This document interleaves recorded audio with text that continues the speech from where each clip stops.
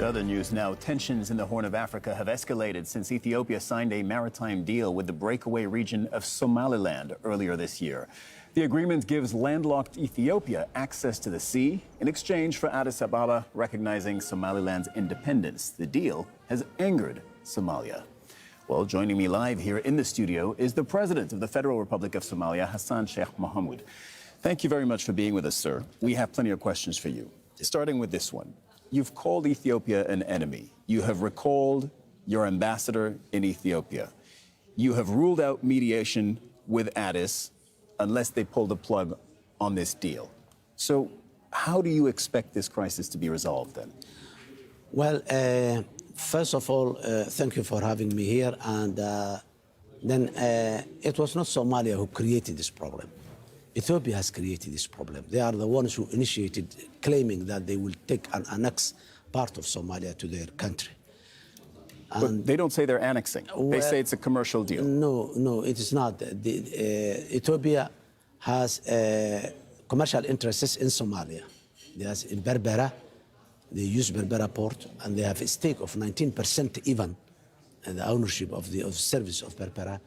And the place where they are now saying is just a few kilometers away, few hundred kilometers away from Berbera. There is no need for that. Whatever it is, let us assume that they need another port. And this is what we have been discussing for a couple of months ago. The issue is not, will Ethiopia access to the sea? They are free to access throughout Somalia. Where? Everywhere in Somalia. But the question is how? How do they want to access the sea? By annexing part of Somalia and changing the borders of Somalia?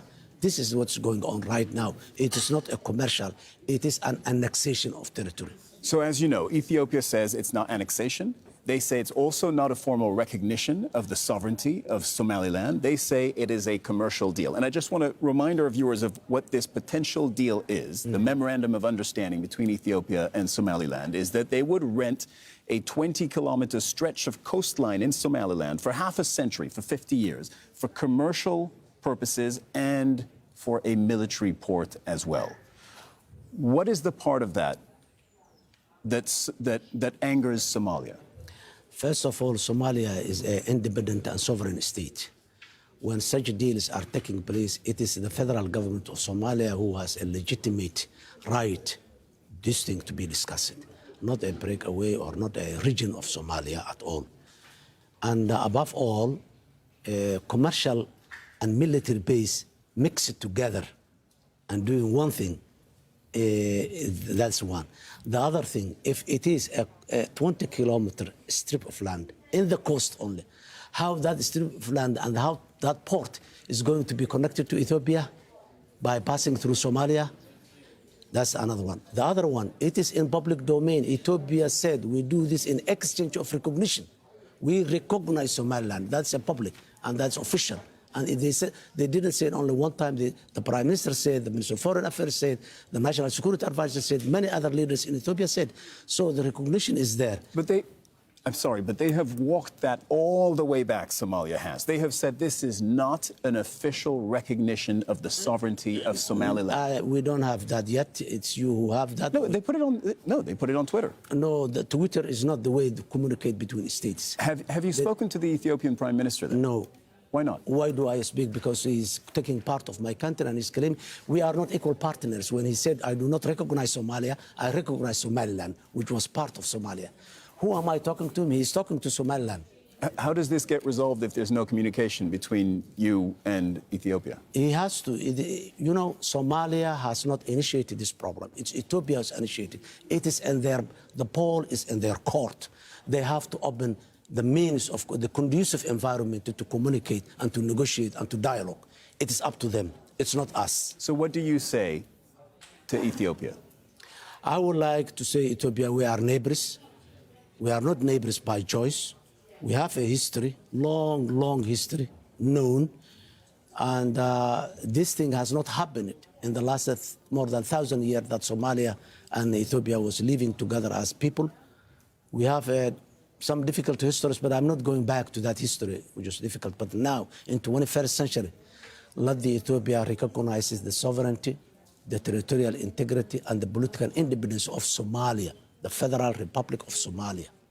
Then we are two partners. We can negotiate everything. Ethiopia can have access. They can have deals with us, everything. But not the way they are approaching now. That's not the way the modern world works. Have you spoken to the leadership in Somaliland? 1st January is the time when MOU was signed. On 27 December and 28 December, we were having a dialogue discussion in Djibouti, and we have a very good environment and very good discussion on us. And even when that conclusion was ended, Prime Minister Abiy appreciated, and he said, this is a good step taken towards the right direction. To me, he said to me, but the next day he signed that agreement. Yeah, so indeed, you were with the leaders of Somaliland 2-3 days before that memorandum of understanding was signed. Are you saying then that they kept you in the dark about what they were about to do? Yes, they never mentioned. We have been discussing how to unite Somalia, not how to give part of Somalia to Ethiopia. No, this was not the subject of discussion. The subject of discussion was the unity of Somalia, how we unite and how we address the grievances of the past and all this. That was the discussion. What are you asking Ethiopia to do, and what happens if Ethiopia goes through with this memorandum of understanding, this deal? Look, one thing is very clear. Ethiopia has no right to do that. Diplomatically, legally, it has no right to do But what if they do it? Well, that is another case. Let us hope that they will not do it. This is a piece of land that belongs to Somalia, and Somalia will never yield whatever pressure that comes on it. We will keep claiming our territory, and we will take it back, whatever it costs. So far, Ethiopians, they didn't come into Somalia yet, and we hope that they will not. If they come in, then that will be a problem at a different level. You traveled around the region recently. You went to Egypt on Sunday. You met with the Egyptian president, Mr. al-Sisi.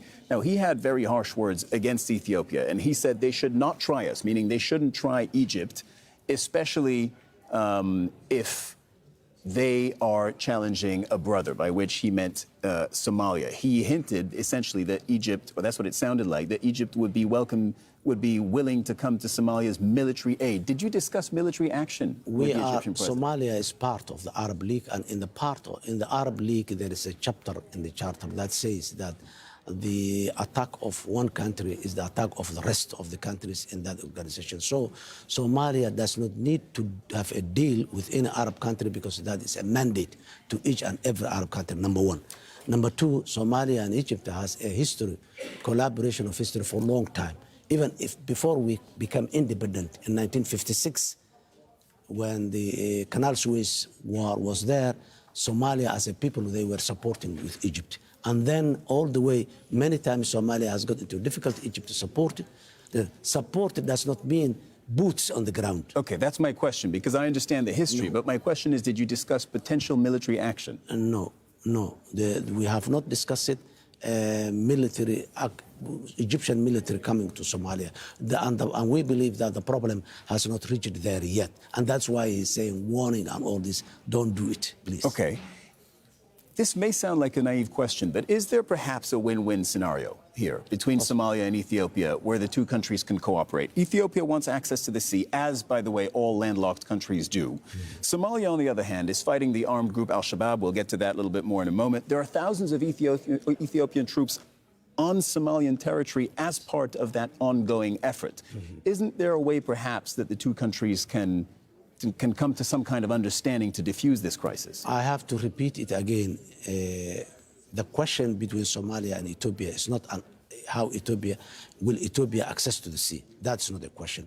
We want Ethiopia to have an access to the sea. But the question is how Ethiopia is going to have that access to the sea. That's number one. And that if Ethiopia is ready, we are ready to discuss.